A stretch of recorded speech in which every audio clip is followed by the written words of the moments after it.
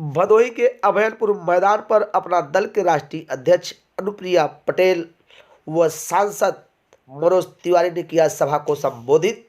मां भाजपा के लिए वोट जमकर बरसे सपा और बसपा पर। भदोही के अभयपुर मैदान पर सुबह से तैयारी चल रही थी। पहुंचे हैं जिला पंचायत अध्यक्ष अनिरुद्ध त्रिपाठी, जिला पंचायत सदस्य पप्पू त्रिपाठी, स्वयं भदोही विधायक रवीना त्रिपाठी ने कमान संभाल रखी थी। कोई भी व्यवस्था बिगड़ने ना पाए। आप देख सकते हैं किस तरह से पूरी व्यवस्था बनी हुई है। पहुंची है अपना दल के राष्ट्रीय अध्यक्ष अनुप्रिया पटेल। उन्हें प्रतिभा देकर भदोही विधायक ने सम्मानित किया। उसके बाद बड़ा माल्यार्पण के घेरे में आप देखिए किस तरह से स्वागत किया जा रहा है मनोज तिवारी अनुप्रिया पटेल आज स्वयं भदोही विधायक, जो भदोही विधानसभा के प्रमुख विजेता के दावेदार हैं।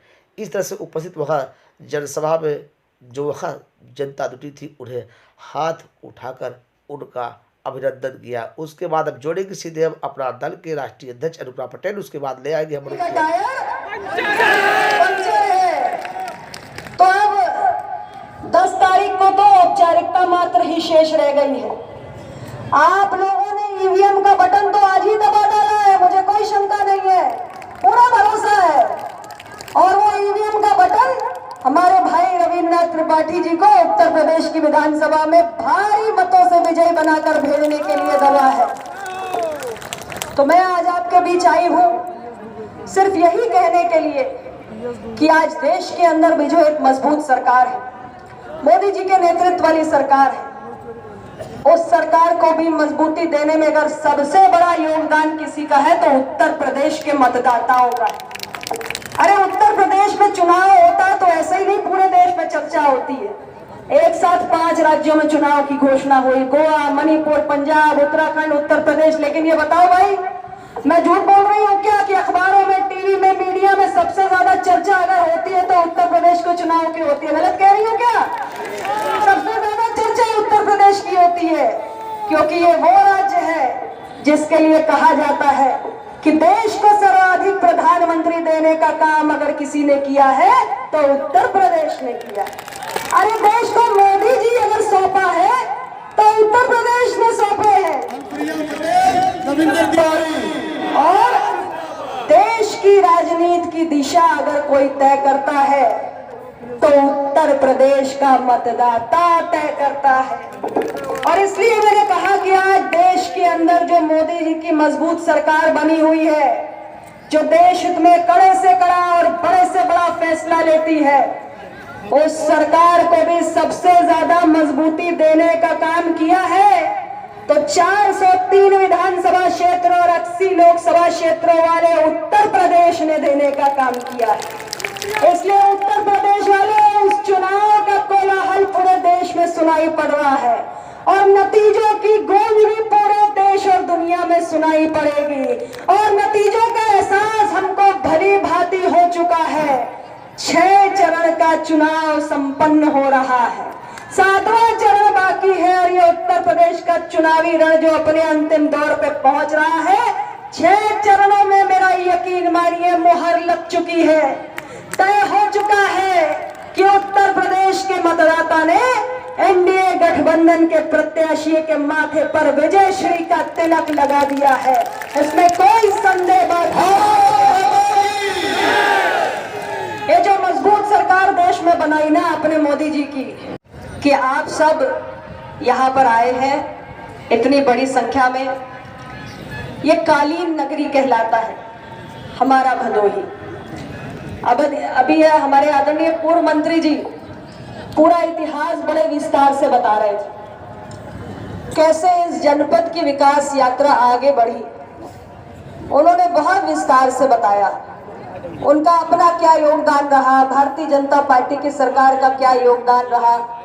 ये सारे विषय ऐसे हैं जिनसे इस क्षेत्र की जनता परिचित नहीं है। और मैं आप सभी को ये बताना चाहती हूँ कि इस जनपद के विकास के लिए हमारी भारत सरकार और उत्तर प्रदेश की दृष्टि लगातार बनी हुई है। मैं भारत सरकार की वाणिज्य और उद्योग राज्य मंत्री हूँ और कालीन नगरी में आई हूँ, तो ये विकास की जो परंपरा पूर्ववर्ती सरकारों ने इस जनपद के लिए तय की, हमारी मोदी जी की सरकार आज से 8 वर्ष पूर्व जब आई 2014 में, और योगी जी की सरकार 2017 में आई, हमने इस परंपरा को बनाए रखा। माननीय प्रधानमंत्री जी ने कहा कि देश के हर एक जिले को हम एक एक्सपोर्ट हब यानी निर्यात हब के रूप में विकसित करना चाहते हैं, और एक योजना हमने बनाई मेरे मंत्रालय के अंतर्गत, developing districts as export hubs. और हर जिले के अंदर हम एक ऐसे उत्पाद को चिन्हित कर रहे हैं, वहां का कोई हस्तशिल्प हो या पारंपरिक रूप से जो वहां पर उत्पाद बनाया जाता हो, उसमें हम तमाम किस्म की सुविधाएं देकर, उसमें वैल्यू एडिशन करके, उसको मार्केट उपलब्ध करा के, उसका क्वालिटी बढ़ा के, कैसे हम उसे जो हमारे वैश्विक मानक हैं, जो ग्लोबल स्टैंडर्ड्स हैं, उसके अनुरूप तैयार करके उसके निर्यात को बढ़ावा दे सकते हैं, ऐसी एक योजना हमारे यहाँ चलाई गई। और हमारी उत्तर प्रदेश की सरकार ने भी पूरे उत्तर प्रदेश को ध्यान में रखते हुए, आपने सुना होगा, ODOP की योजना चलाई, एक जिला एक उत्पाद, 1 डिस्ट्रिक्ट 1 प्रोडक्ट। तो हमारा जो ये कालीन नगरी है, उसमें जब हमने दोनों, क्योंकि हमने देखा कि उत्तर प्रदेश की सरकार की भी वही सोच है और भारत सरकार की भी वही सोच है, तो हमने ODOP को हमारी जो भारत सरकार की योजना थी उसी में सब्ज्यूम करते हुए हमने ये तय किया कि हमारी इस कालीन नगरी के जो लोग सामने बैठे हैं कुर्सियों पर, उनको भी, जो लोग जमीन पे खड़े हैं मेरे भाई बहन, उनको भी, जो लोग पीछे सड़क के ऊपर अपनी गाड़ियों के सहारे पेड़ के नीचे बैठे हैं, उनको भी, और जो दीवार के उस पार हमारी बेटियां खड़ी हैं, उनको भी दोनों हाथ जोड़ करके मैं प्रणाम करता हूं, नमस्कार करता हूं मेरे भैया। मंच को प्रणाम करता हूं। मंच से सभी ने अपनी बातें जिन्होंने की है, वो एक एक शब्द आपको याद करके 7 मार्च की तैयारी करनी है मेरे भैया। आज हमारी बहन अनुप्रिया पटेल जी, जो संसद में हमारी बड़ी बहन एक साथी भी हैं और भारत सरकार की मंत्री हैं, मेरे तरफ से भी जोरदार ताली बजा के स्वागत करिए अपना दल की मुखिया, भारत सरकार के मंत्री, मेरी बड़ी बहन। अब पता नहीं बड़ी है कि छोटी है, बाद में डिसाइड कर लेंगे हम लोग, लेकिन बहन है और मात्र कहने को बहन नहीं है। जब जब भाई पे संकट आता है तो दुर्गा बन के खड़ी हो जाती है, ऐसी बहन है मुखिया। माननीय गोरखनाथ पांडे जी को आपने सुना, मेरा भी अभिनंदन। माननीय रघुनाथ मिश्रा जी को आपने सुना, बहुत सारी बातें आज स्पष्ट हुई, आपका भी अभिनंदन। माननीय अनिरुद्ध जी, जिला पंचायत अध्यक्ष भदोही जी का अभिनंदन। माननीय राजीव तरारा जी, जिनका भाषण अभी थोड़ी देर पहले हुआ था, है कि चले गए, इनके लिए डबल ताली बजाओ, बहुत अच्छी बात कही आज इन्होंने, और आपके भाषण से हमको भी आगे नहीं है, सही वाले हैं।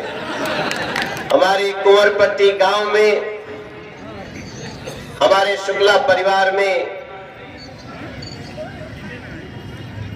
हम दोनों के बच्चों का आपस में विवाह हुआ है, और उसका हमारा छोटा भाई इंद्रदेव शुक्ला यहाँ पे है भी, तो मेरे ये बड़े करीबी समधी हैं, लेकिन खाली समधी होने के नाते नहीं, मैं तो बहुत तरह से, मैं ज्यादा समय आज नहीं लेना चाहता। हमारी बहन अनुप्रिया पटेल जी हैं, उनको हमें भी सुनना है, और हमें इसके बाद 3 सभाएं और हैं, वहां जाना है। मैं इसके पहले 91 जनसभा कर चुका हूं। ये मेरी 92 माने 92वां जनसभा है। अभी कल मैं मणियाहू भी गया था, जहां रविंद्र कुमार पटेल अपना दल के चुनाव लड़ रहे हैं। उसका रोड शो था रविंद्र कुमार पटेल का। मुझे लगता है कि 1.5 किलोमीटर लंबा उनका जन सैलाब उमड़ा हुआ था। और चाहे अपना दल की टोपी हो, चाहे भाजपा की टोपी हो, चाहे निषाद पार्टी की टोपी हो, हमने सबकी टोपी बार बार लगाई, क्योंकि तीनों ने मिलके फिर से इतिहास बनाना शुरू कर दिया है। उत्तर प्रदेश में योगी सरकार का आना उतना ही तय है जितना कल का सूरज निकलना तय है। मेरे भाई बहन, इतना आप सब याद रखिएगा। मैं जहां जा रहा हूं एक गाना जरूर सुन रहा हूं।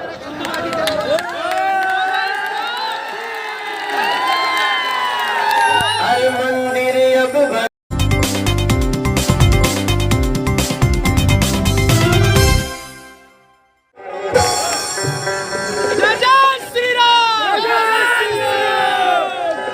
काशी अब सजने लगा है,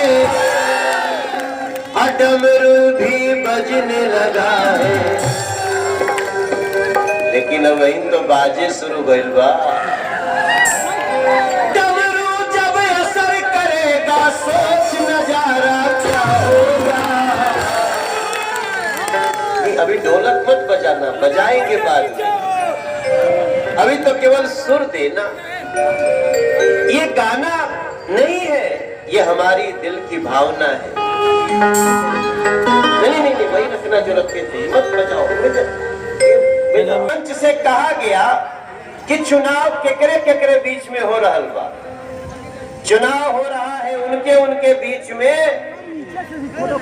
एक तरफ वो लोग हैं जो अपना पेट भरने के लिए आते हैं।